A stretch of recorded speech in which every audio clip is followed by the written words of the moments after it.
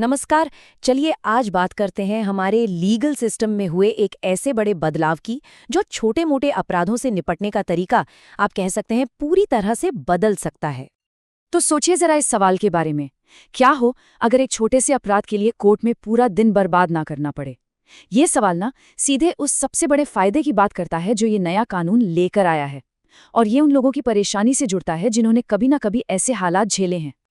तो सबसे पहले ये समझना जरूरी है कि आखिर वो कौन सी समस्या थी जिसे सुलझाने के लिए इस नए कानून की जरूरत पड़ी।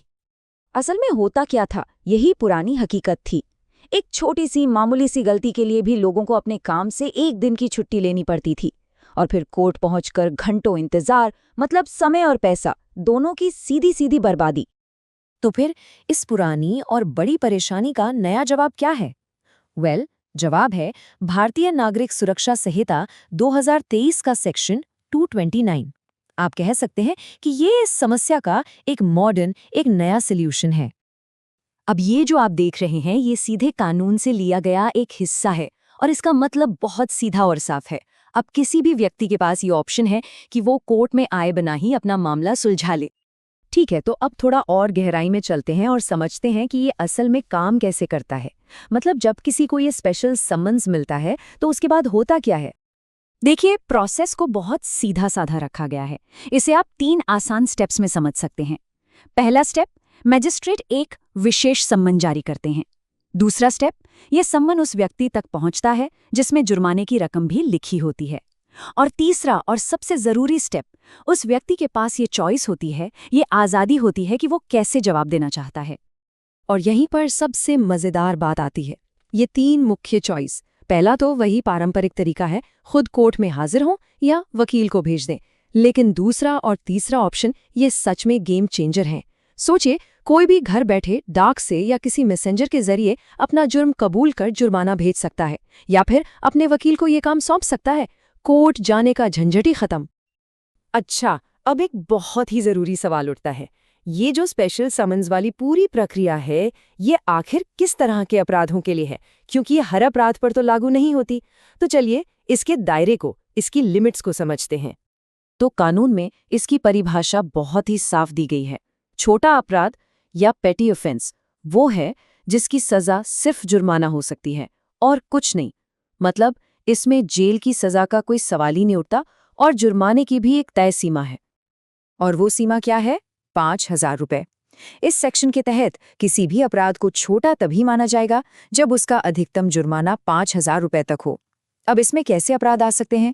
सोचिए, जैसे पब्लिक प्लेस पर कचरा फेंक दिया या कोई छोटी मोटी कहासुनी हो गई, मतलब ऐसे उल्लंघन जिनकी सजा बस एक छोटा सा फाइन है।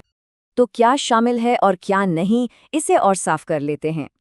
5,000 रुपए तक के जुर्माने वाले अपराध तो इसमें आते हैं, लेकिन एक बहुत जरूरी बात, जो मोटर व्हीकल एक्ट 1988 के तहत आने वाले मामले हैं, जैसे कि ट्रैफिक चालान, वो इस खास सेक्शन से बाहर रखे गए हैं। उनके लिए अपने अलग नियम और प्रक्रियाएं हैं। लेकिन कहानी में एक और ट्विस्ट है। बात यहीं खत्म नहीं होती। इस कानून में एक बहुत ही दिलचस्प चीज है।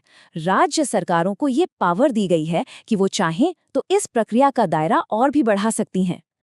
इसका मतलब ये है कि स्टेट गवर्नमेंट्स एक नोटिफिकेशन जारी करके कुछ और तरह के अपराधों को भी इसमें शामिल कर सकती हैं, जैसे कि वो अपराध जिनमें समझौता हो सकता है, यानी कंपाउंडेबल ऑफेंसेस, या फिर ऐसे अपराध जिनमें 3 महीने तक की जेल या जुर्माना या दोनों की सजा हो सकती है।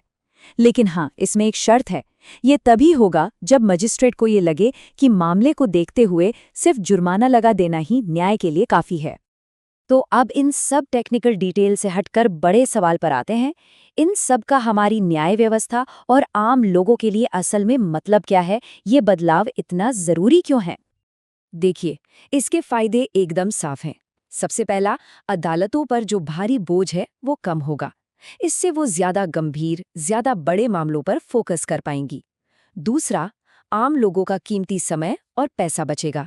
और तीसरा, कोर्ट कचहरी के चक्कर लगाने का जो स्ट्रेस होता है वो भी तो कम होगा, है ना? तो अगर संक्षेप में कहें तो ये एक ऐसा कदम है जो हमारे जस्टिस सिस्टम को रोजमर्रा के छोटे मोटे मामलों के लिए ज्यादा एफिशिएंट और ज्यादा एक्सेसिबल बनाने की दिशा में एक बहुत बड़ा सुधार है।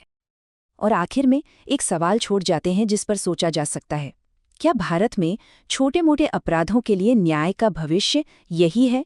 क्या ये एक नई शुरुआत है? ये सवाल हमें हमारे लीगल सिस्टम के भविष्य के बारे में सोचने पर मजबूर करता है।